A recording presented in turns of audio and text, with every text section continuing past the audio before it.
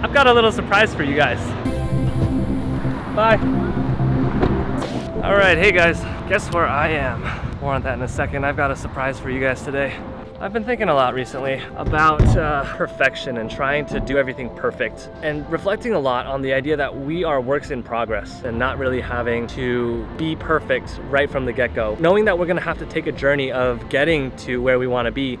There's so many people around. I'm still getting used to this whole talking in public thing. And like I mentioned in one of my previous videos, I've been taking voice lessons. Part of the reason I was so interested in that was because back in high school, I used to feel so invisible because I would say something and people would just completely ignore me and not respond. And I used to think that's because I was someone who wasn't worth responding to, someone that people didn't care about. But what I later found out is that I just wasn't talking loud enough. People actually couldn't hear me. And I wasn't speaking with a sense of confidence that made people actually want to listen to what I had to say. There wasn't that excitement or that articulation there.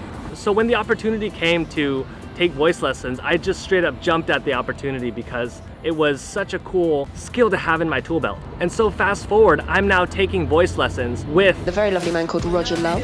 Roger Love, man. Roger is the world's #1 vocal coach. He is straight up one of Hollywood's most influential voice teachers, both for speaking and for singing. All the lessons that I learned from him have changed the way that I present myself and think about myself, because it's taught me how malleable we are. Who I was in the past does not have to define who I am now. And I can change and improve in so many different ways, and voice has really just been such a big way for me to improve, and I've learned so much. So, having said all that, I've got a little surprise for you guys.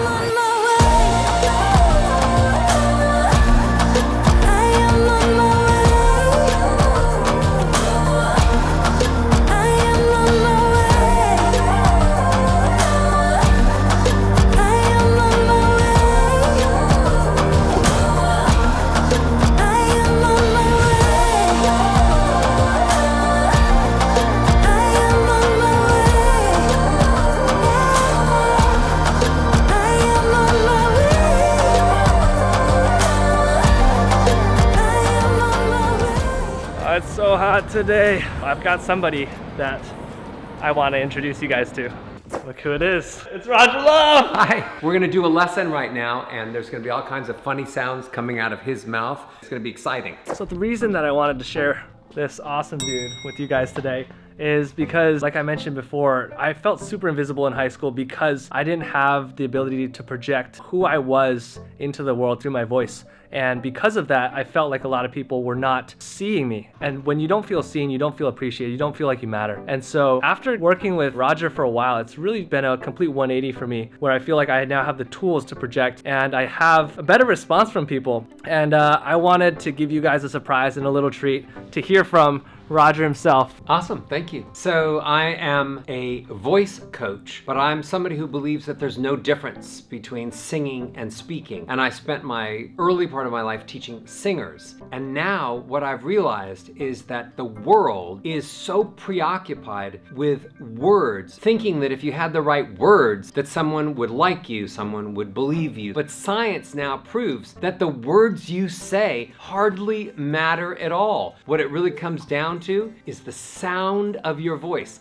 So I spend all of my time helping incredible people figure out what sounds they should be making so that when they open up their mouths to speak, people feel things and people want to hear what they have to say. Do you have maybe one vocal tip that you can share with them that they can use to improve their voice? Most people speak like they're just one note on the piano. So they're talking all the time and it's just kind of like one word. It's called monotone. But you wouldn't buy a song if it was just one note. Here's my song. Hey, will you buy my record? No way. So you need to have melody. So when you're speaking, you're supposed to have a lot of notes. And then that keeps people more engaged. That's pretty cool. Guys, look at this. This is crazy. Look at all that. Wow. This is so cool. How many more of these do you have at home? A lot of A them. lot. What do you do with them? Just put them on a bookshelf? They're in the garage. Wow. In like boxes? Yeah, it used to Wow. be. It used to be that when you did project that was really successful and sold 1 million copies, that the artist gave you awards. But nowadays, the artists aren't making as much money and the record companies are not making as much money, so they don't give out as many awards. Because the awards are expensive? Because the awards are expensive and the artist doesn't have enough money to give even the people that were really instrumental in the project. Wow. So some of these are from times gone by, but like that, I'm really proud of the project I did with Selena Gomez, which sold like 15 million records. Wow. So that means they could afford this thing right here. Yeah. Yeah.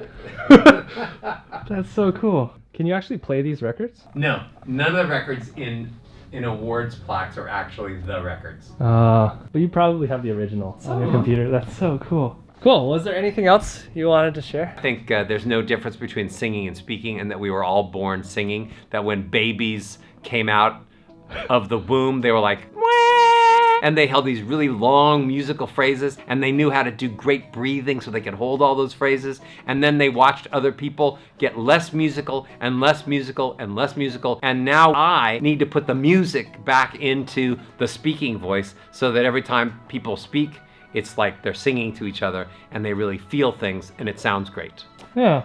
I like that. We could all use a bit more music. Yeah. Thanks so much. Thank you so much. Thanks for being so cool. Yeah. This guy's awesome.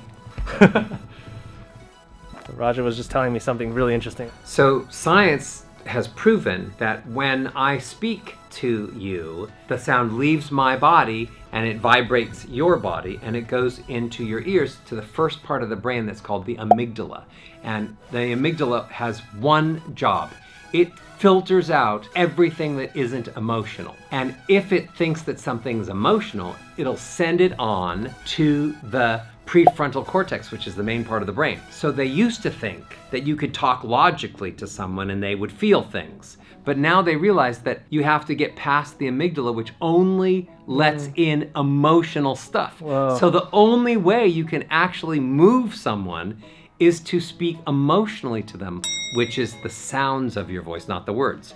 So this changes the whole game because people realize now that the only way anyone's going to remember what you say or anyone's even going to process what you say to them is if it sounds emotional. So, you know, it's about understanding that. And then when you're talking to people and you're trying to showcase how good you are and you really have real relationships where you're communicating and caring about someone, it's got to be emotional sounds or they're never going to remember that they even met you, let alone that you wanted to kiss them. That's so cool. So that was that. Hope you guys enjoyed a little bit of that knowledge. Anyways, I gotta find my way back. I'll see you guys in the next video.